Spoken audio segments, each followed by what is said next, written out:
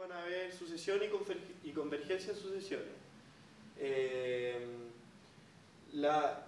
Lo complicado de este tema, en verdad, lo único que yo creo que es difícil podría ser la definición de convergencia con estos cuantificadores, esto de que para todo epsilon superior a 0 existe un n0 en los naturales, tal que para todo n superior a n0 tenéis esa desigualdad. Bueno, lo primero que quería decir es que esta parte de acá, igual es fácil de entender si uno tiene claro de que n0 depende de epsilon. Entonces, por eso, como que hice una propiedad más simple con un cuantificador menos para que se entienda, que es para todo Q positivo existe un psi en R tal que 0, o sea, tal que psi es superior a 0 y es inferior a Q. Y la demostración es que basta tomar que psi es Q medio. Entonces Q medio obviamente que estaría acá. Entonces ahí uno puede ver que psi depende de Q y bueno, ahí uno entiende un poco más claro la dependencia de los cuantificadores. Entonces, el orden de los cuantificadores es muy importante. Ya. Entonces, tenemos que... entonces, ya teniendo en claro la dependencia de esta, es demasiado clara la dependencia de n porque tenemos el n0 al lado, entonces como que está explícita la dependencia, entonces eso tampoco causa problema. Y tenemos esta desigualdad de acá, que en realidad ustedes saben que es un intervalo, es un intervalo de donde se va a mover ese n. Bueno, entonces nos piden resolver este límite por definición. Entonces, copiamos que para todo epsilon superior a 0 existe un n0 en n, tal que para todo n superior o igual a n0 tenemos la desigualdad. Es decir, aquí nos piden que el límite sea a, entonces tenemos a menos la sucesión, y esta es la sucesión. Entonces, menos a por n más b dividido en n más c. Esto, menor que epsilon. ¿Sí? Entonces, vamos a partir como matracando un poco esto y en algún momento vamos a imponer que algo es menor que epsilon y con ese algo vamos a encontrar el n0. Entonces, porque ¿qué es lo que hay que encontrar? El n0. El epsilon se impone porque es para todo epsilon. Entonces, ya, esto de aquí tenemos que es a por n más a por c menos a por n menos b, todo esto sobre n más c.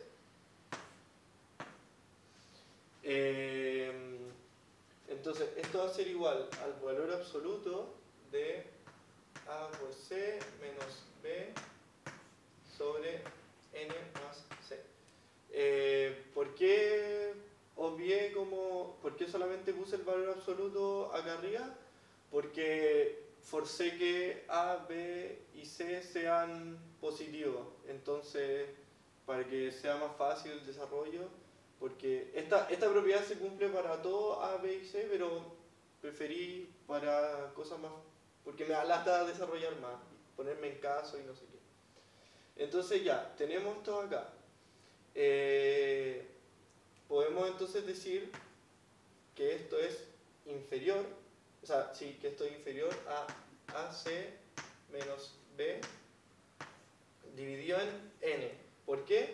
porque C es positivo, entonces esto acá es más grande, entonces esto se hace más chico. Y recién aquí vamos a imponer la condición del epsilon. Recién aquí vamos a decir, tú eres inferior a epsilon, y por transitividad esto también sería inferior a epsilon. Entonces, encontremos ahora el n0.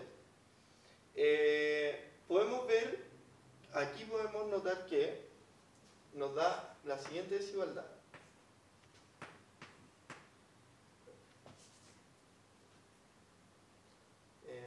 Nos da epsilon partido en AC menos B por N.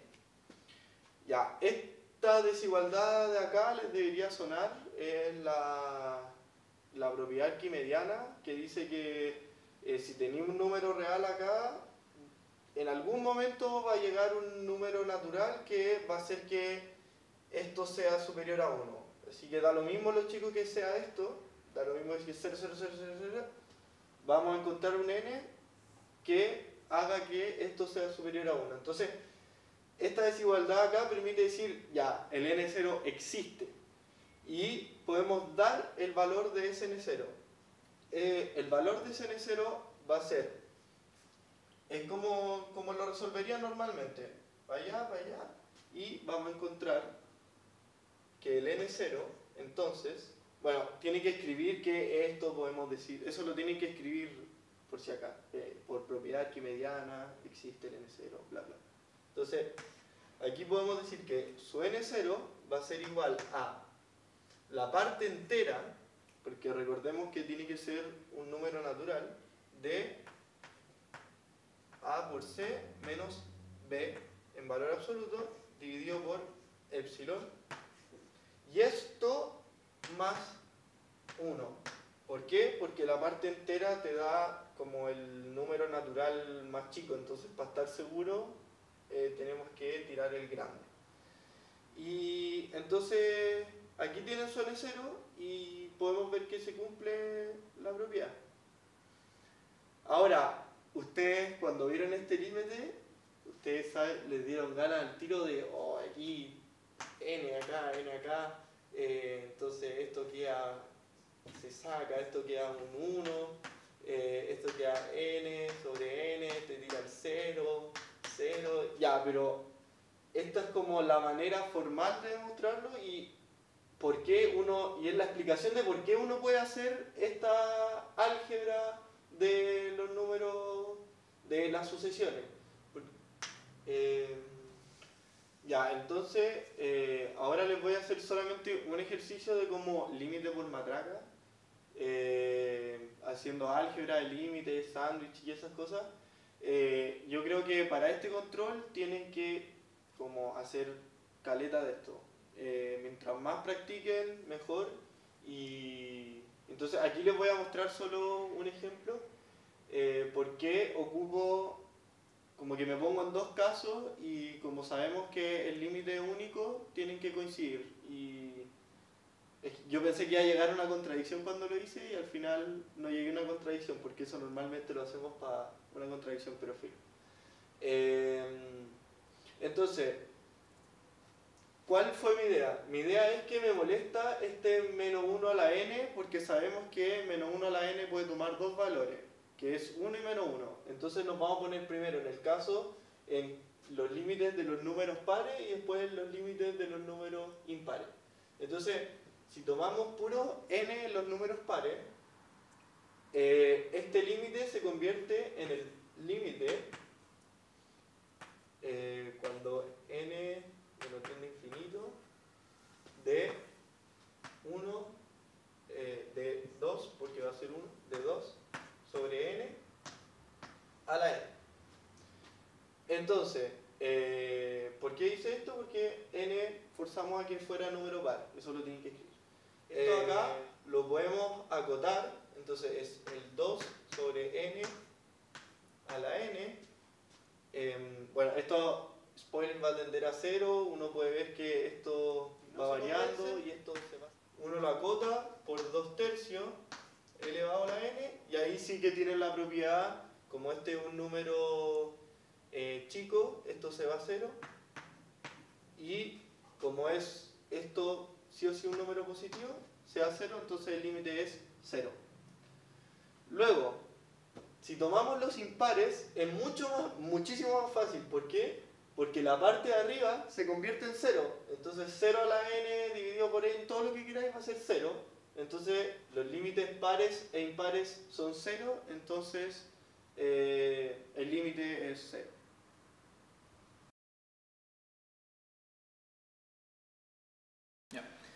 Hola chiquillos, ahora voy a hacer los ejercicios para el control 5 de integral álgebra. Vamos a hacer un ejercicio de estructura algebraica y otro de cardinalidad, ¿ya? Partamos con la estructura algebraica que dice es una estructura algebraica con asterisco una ley de composición interna. Recordar que una ley de composición interna era una función que tomaba el par ordenado y entregaba nuestra función aplicada, o sea, nuestro elemento aplicado por nuestra operación. Asociativa y nada, recordar lo que era asociativa. Y A fijo, definimos un conjunto B, tal que son todos los elementos que pertenecen a A, tal que X asterisco con A igual a asterisco con X. O sea, son todos los elementos de mi conjunto que bajo esa operación conmutan con una fijo, ¿ya? Primero nos dicen demostrar que si yo tomo dos elementos de B, la operación entre ellos sigue perteneciendo a B, ¿ya? Entonces, veamos qué es lo que queremos demostrar. Queremos demostrar que X asterisco con Y es igual a X asterisco Y, ¿ya? Entonces, podemos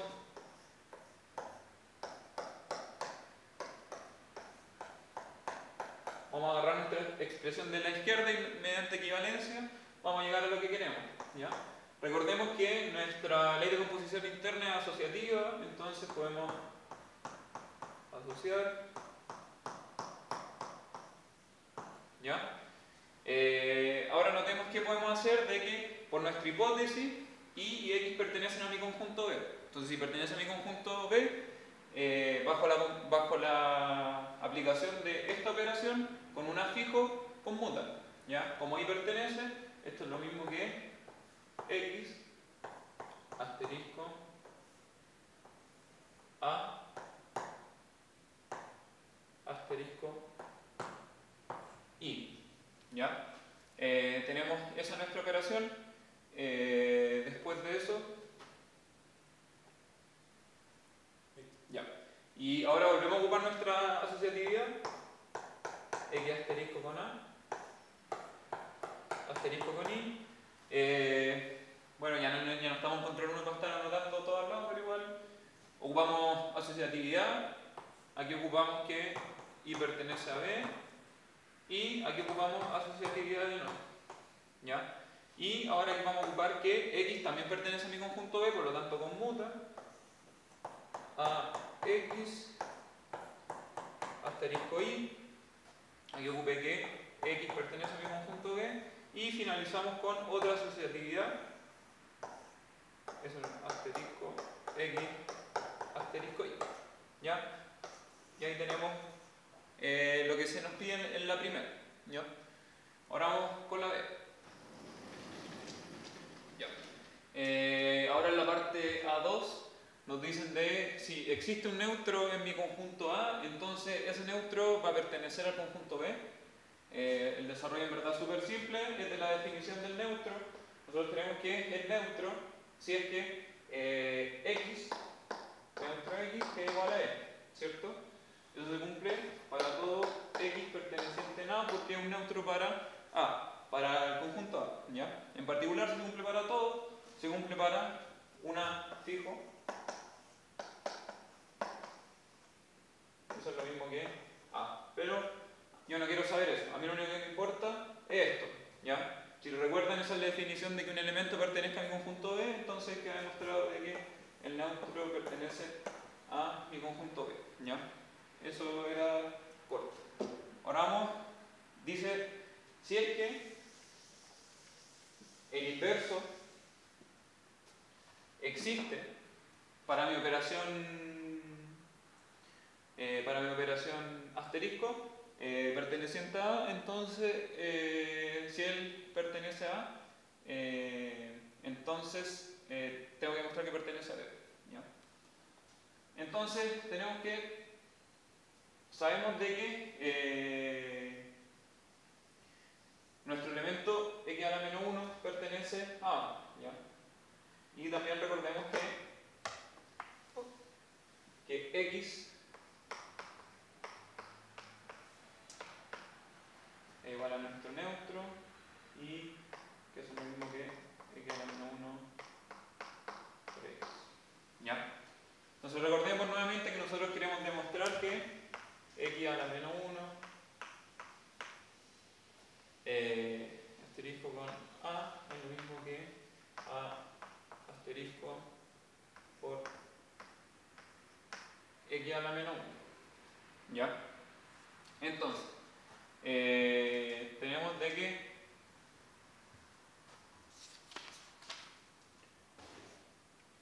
ya, eso también nos faltaba en nuestra hipótesis de que x pertenecía a B. ¿Ya? Entonces, ya me estaba asustando. Hipótesis, x pertenece a B. Por lo tanto, si aplicamos nuestra hipótesis, ¿qué significa que un elemento pertenezca a B? Que x asterisco con A es lo mismo que A asterisco con X. ¿Ya?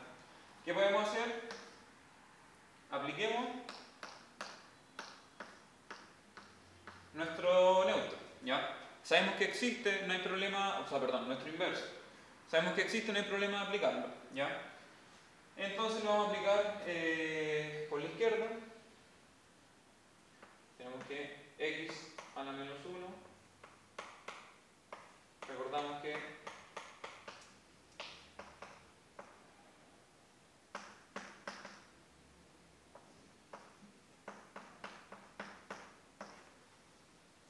¿ya? Después de eso podemos asociar convenientemente.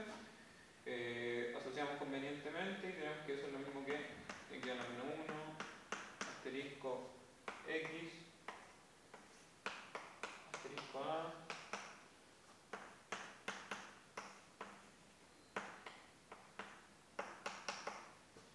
asterisco x. Ya, y en esta parte podemos asociar esto acá,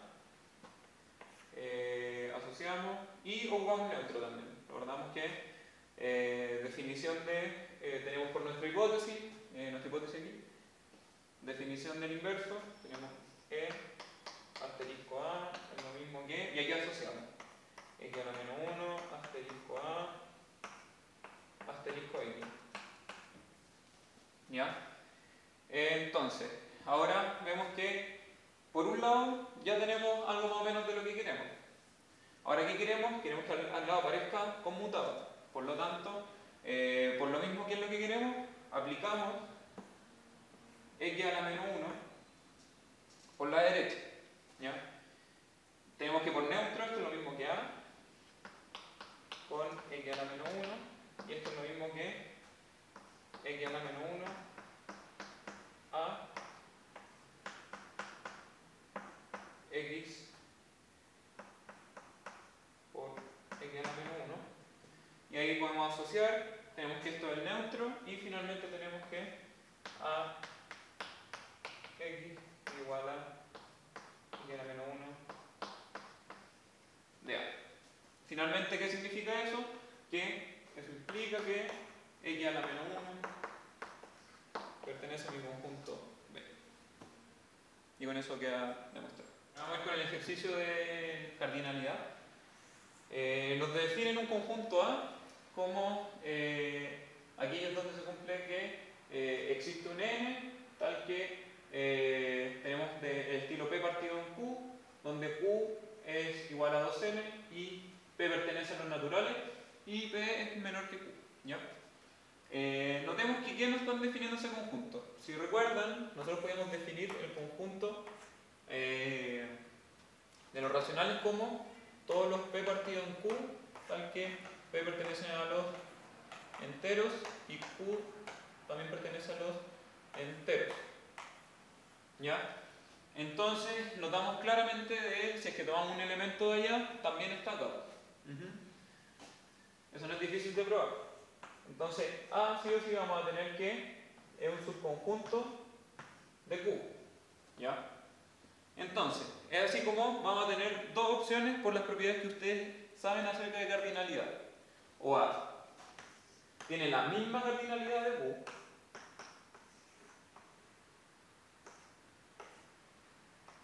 o A es finito.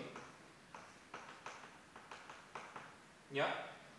¿Recuerdan propiedades que tenían sido un subconjunto? Puede ser la cardinalidad es menor o igual a la del conjunto que tienen allá. ¿Ya?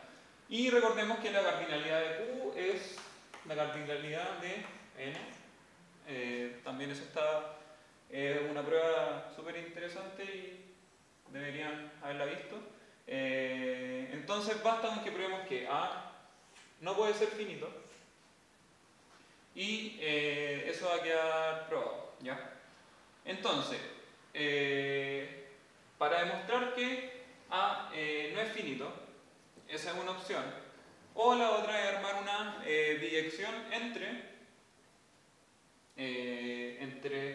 nuestro conjunto A y alguna que nos permita concluir si es infinito numerable. ¿Ya? Ahí ustedes tienen que ver cuál es la biyección que más les conviene para determinar eso.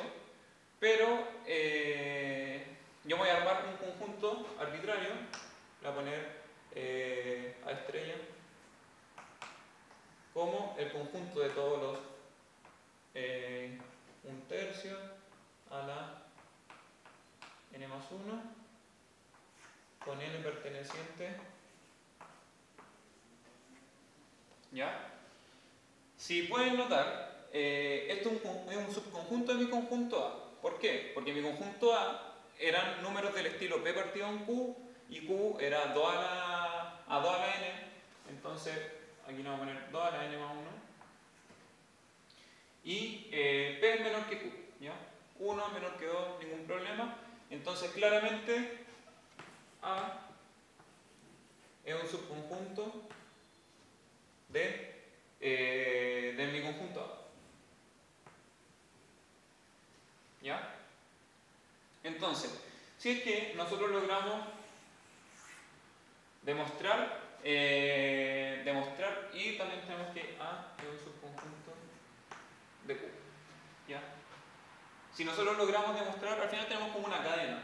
Si nosotros logramos demostrar finalmente que este tiene cardinalidad infinito, está obligado a que sea infinito numerable, ¿ya? Porque la cardinalidad de Q es igual a la cardinalidad de N, ¿ya? Y todos felices. Entonces, vamos a armar nuestra intención, armar un buen conjunto para generar una biyección entre este conjunto y los naturales, ¿ya? Entonces, vamos a definir una función que vaya desde mi conjunto A hasta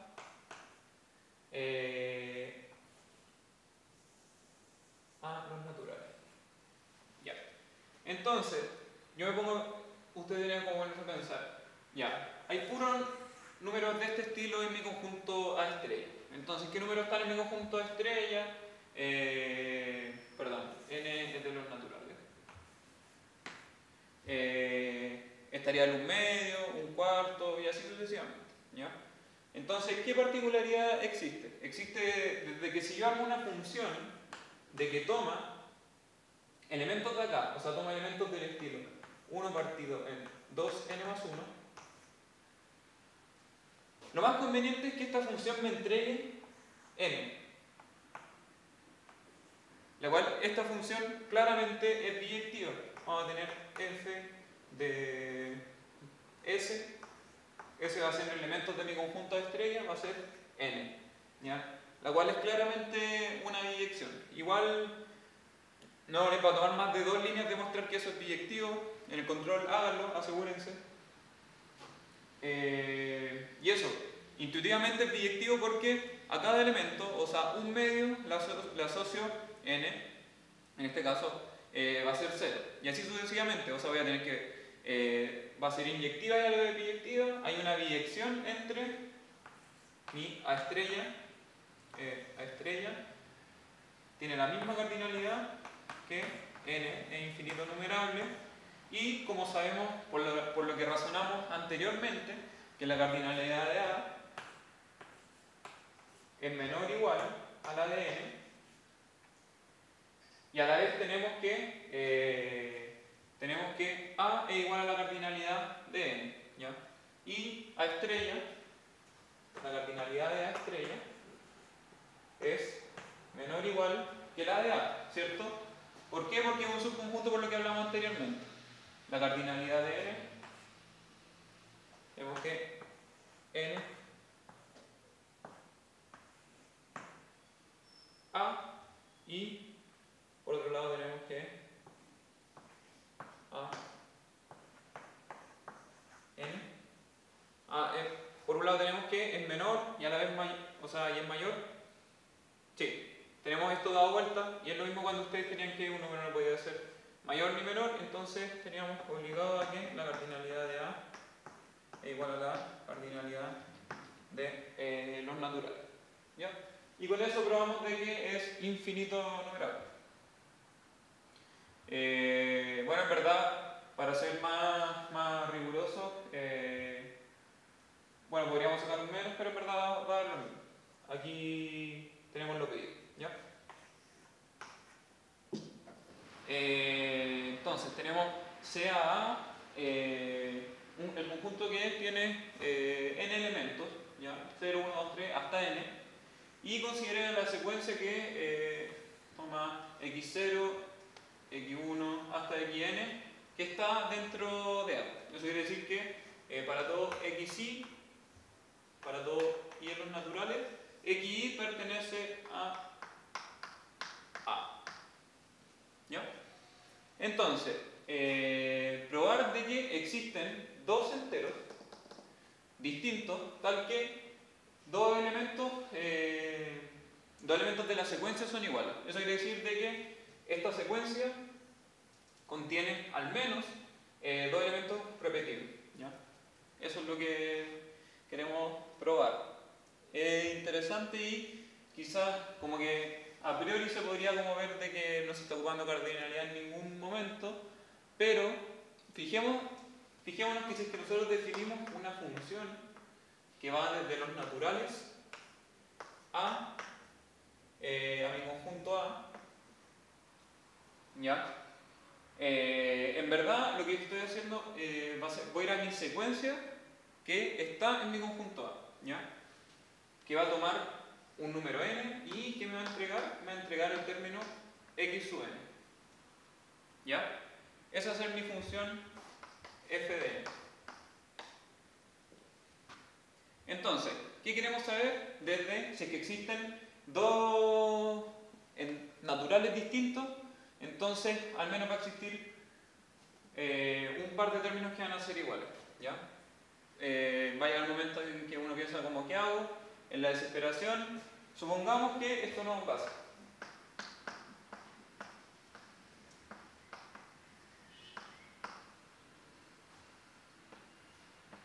Que xl es distinto de xj y l es distinto de j. Ya. Y ustedes piensan como, ya, ¿pero qué me aporta esto? Tenemos que, ¿qué es xn? Es mi función que yo me creé evaluada en n. Entonces, ¿qué sería x sub l? Sería y tenemos un entonces, un implica. Entonces tenemos x sub l sería f de x evaluado en l. Eso sería distinto de f evaluado en j. Entonces, ¿qué me dice hasta el momento? Me está diciendo de que si l es distinto de j, entonces f de l es distinto de f de j, ¿ya? Como ustedes ya vieron en el control anterior, ¿esto qué significa? Que mi función f es inyectiva. Y si recuerdan bien, ¿qué me entrega la inyectividad? La inyectividad me entrega una desigualdad de la cardinalidad, ¿ya? Por eso cuando ustedes tenían la biyección podían decir que la cardinalidad de los dos conjuntos eran iguales, ¿ya? Pero si es que f es inyectiva, solamente voy a tener una desigualdad entre estas dos. ¿Qué va a suceder? La cardinalidad de n va a ser menor, igual a la cardinalidad de a.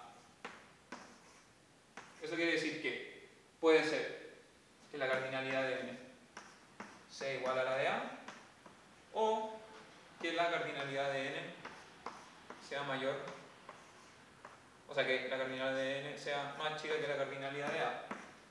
Y bueno, llegan a este punto y dicen, pero ¿de qué me sirve eso? Bueno, básicamente, ¿qué pasa si la cardinalidad de n es igual a la cardinalidad de a? Eso quiere decir que el conjunto A es infinito numerable, pero a priori habíamos visto que el conjunto A de términos de 0, 1, 2, 3, 4 hasta n es fijo, es un conjunto finito, lo cual me genera una contradicción.